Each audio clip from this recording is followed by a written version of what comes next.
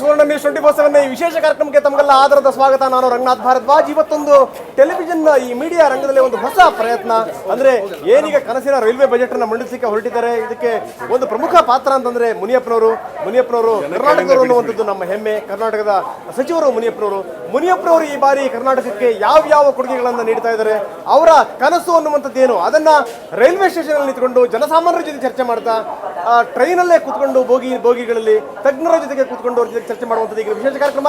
ಇದೇ ನಮ್ಮ ಕನಸಿನ ರೈಲು.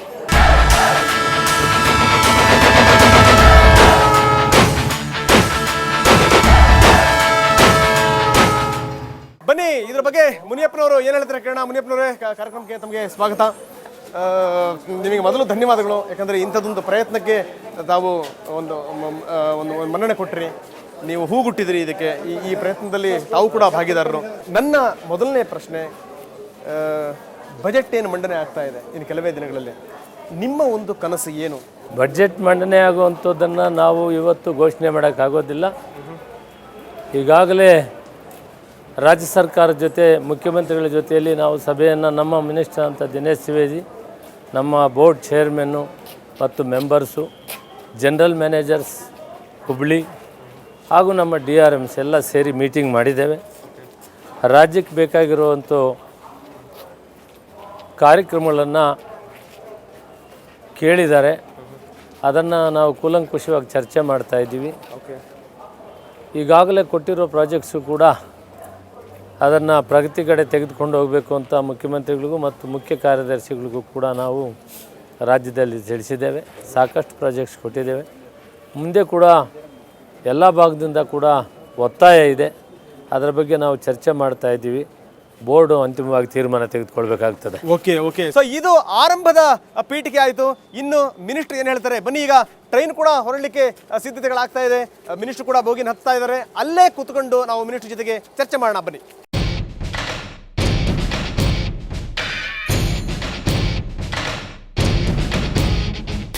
ನಮ್ಮ ಕನಸಿನ ರೈಲು ವಿಶೇಷ ಕಾರ್ಯಕ್ರಮಕ್ಕೆ ಮತ್ತೊಮ್ಮೆ ತಮಗೆಲ್ಲ ಸ್ವಾಗತ.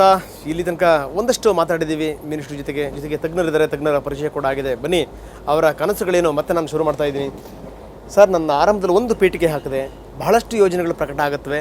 ಆದರೆ ಎಲ್ಲೋ ಒಂದು ಕಡೆಗೆ ಏನಂದರೆ ರಾಜ್ಯ ಸರ್ಕಾರದ ಕೋಆಪರೇಷನ್ ಇಲ್ಲ ಅಂತಲೋ, ಅಥವಾ ನಮಗೆ ಜಾಗ ಸಿಗಲಿಲ್ಲ ಅಂತಲೋ, ಅಥವಾ ನಮಗೊಂದಿಷ್ಟು ಏನು ಅಂದರೆ ಸರ್ಕಾರದ ಬೆಂಬಲ ಸಿಗಲಿಲ್ಲ ಅಂತಲೋ, ಅಥವಾ ಟೆಕ್ನಿಕಲ್ ಪ್ರಾಬ್ಲಮ್ಗಳಿದೆ ಅಂತಲೋ ಯೋಜನೆಗಳು ನಿಂತು ಹೋಗ್ತವೆ.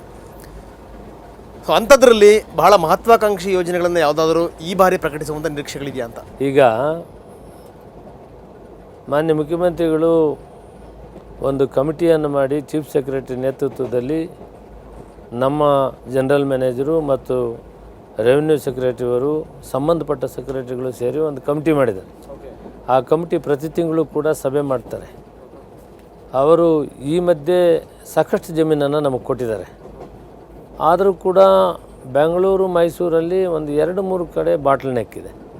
ಅದು ಸೆಟ್ಲ್ ಮಾಡಿದರೆ ನಾವು ಫಾಸ್ಟಾಗಿ ಮಾಡ್ತೀವಿ. ಅಂದಾಜು 2013 ಅಂದ್ಕೊಂಡಿದ್ದೀವಿ. ಇನ್ನೂ ಸ್ವಲ್ಪ ಮುಂದೆ ಅದನ್ನು ಪೂರ್ತಿ ಡೆಡಿಕೇಶನ್ ಮಾಡಲಿಕ್ಕೆ ಅವಕಾಶ ಆಗ್ತದೆ. ನಾವು ಇದೇ ಯೋಚನೆ ಮಾಡಿ ನಾವು ಬ್ರಿಡ್ಜಸ್ಸನ್ನು ಫಸ್ಟು ನಾನು ಬರ್ತಾನೆ ಸ್ಟಾರ್ಟ್ ಮಾಡಿದೆ.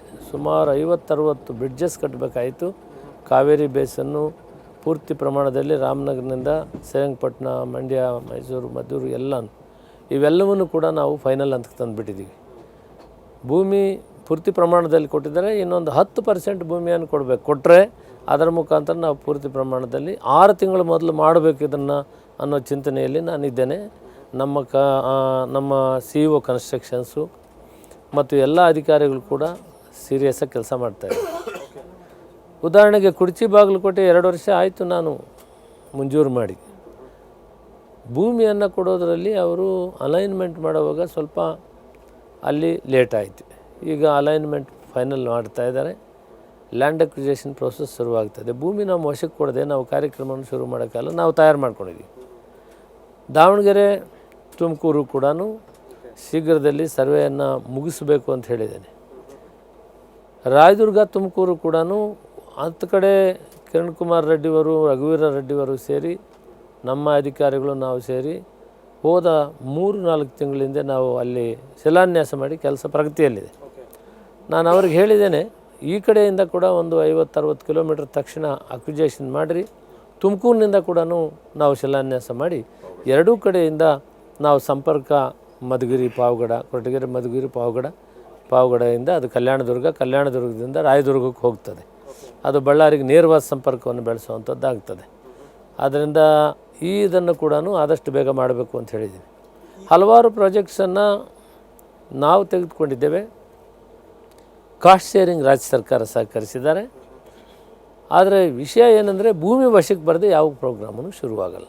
ಆದ್ದರಿಂದ ಹೋದ ಮೀಟಿಂಗಲ್ಲಿ ಮುಖ್ಯಮಂತ್ರಿಗಳಂಥ ಸದಾನಂದ ಗೌಡರು, ನಮ್ಮ ಮಂತ್ರಿಗಳಾದಂಥ ದಿನೇಶ್ ತ್ರಿವೇದಿಯವರು, ನಮ್ಮ ಎಲ್ಲ ಅಧಿಕಾರಿಗಳು, ಸಂಬಂಧಪಟ್ಟ ಮುಖ್ಯ ಕಾರ್ಯದರ್ಶಿ ಜೊತೆಯಲ್ಲಿ ಕಾರ್ಯದರ್ಶಿಗಳು ಎಲ್ಲ ಇದ್ದರು. ಈಗ ಇದ್ರ ಬಗ್ಗೆ ಭಾಳ ನಾವು ತ್ವರಿತವಾಗಿ ಮಾಡಬೇಕು. ಯಾವ ಉದ್ದೇಶಕ್ಕೆ ನಾವು ಪ್ರಾಜೆಕ್ಟ್ಸ್ ಮಾಡ್ತೀವಿ ಅದನ್ನು ಸಕಾಲಕ್ಕೆ ನಮಗೆ 4 ವರ್ಷ, ಹೆಚ್ಚು ಅಂದರೆ 5 ವರ್ಷಕ್ಕೆ ಪ್ರಾಜೆಕ್ಟನ್ನು ಮುಗಿಸ್ತೇವೆ. ಜಮೀನನ್ನು ನಮ್ಮ ವಶಕ್ಕೆ ಆದಷ್ಟು ಬೇಗ ಮೊದಲನೇ ವರ್ಷದಲ್ಲೇ ಕೊಟ್ಬಿಡ್ಬೇಕು. ಓಕೆ ನಾನು ಆಗಲೇ ಪೂರ್ವಭಾವಿಯಾಗಿ ಮಾತಾಡ್ತಾ ಇದ್ದೆ. ನಾನು ಬಸವರಾಜ ರೆಡ್ಡಿ ಅವ್ರ ಹತ್ರ ಅವ್ರು ಹೇಳ್ತಾ ಇದ್ರು, ಏನಾದರೂ ಯೋಜನೆಗಳಾಗಿಲ್ಲ ಅನ್ನಲಿಕ್ಕೆ ಅದರಲ್ಲಿ ಕರ್ನಾಟಕದ ಪಾತ್ರ ಕೂಡ ಭಾಳ ದೊಡ್ಡದಿದೆ ಅಂತ. ಅಂದರೆ ಆ ಪಕ್ಷ ಈ ಪಕ್ಷ, ಆ ಪಾರ್ಟಿ ಈ ಪಾರ್ಟಿ, ಅಥವಾ ಆ ಸರ್ಕಾರ ಈ ಸರ್ಕಾರ ಅನ್ನುವಂಥದ್ದಲ್ಲ, ಒಟ್ಟಾರೆಯಾಗಿ. ಸೊ ಅದರಲ್ಲಿ ತಾವು ಕೂಡ ಹೇಳ್ತಾ ಇದ್ದೀರಿ, ಎಲ್ಲೋ ಒಂದು ಕಡೆಗೆ ಭೂಮಿನೇ ನಮ್ಮ ವಶಕ್ಕೆ ಬರಲಿಲ್ಲ ಅಂದರೆ ಏನು ಮಾಡ್ಲಿಕ್ಕೆ ಸಾಧ್ಯ ಅಂತ.